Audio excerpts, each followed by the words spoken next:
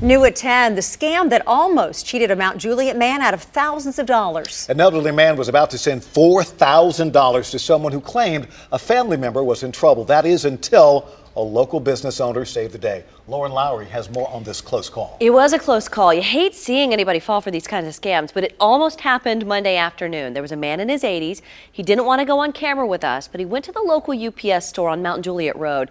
Luckily, store owner MYRO KUZMYN was at the register and started making conversation with the man. And he asked the elderly man what he was sending and where it was going.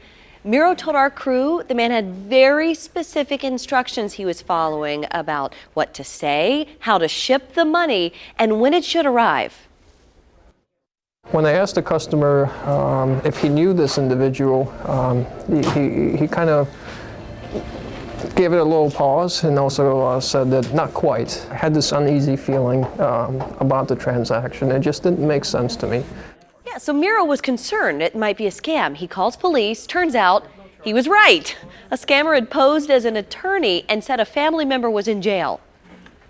Of course, the man at this age, he wanted to help a family member and immediately wanted to send the cash. Luckily, MYRO stepped in and prevented the elderly gentleman from becoming a victim.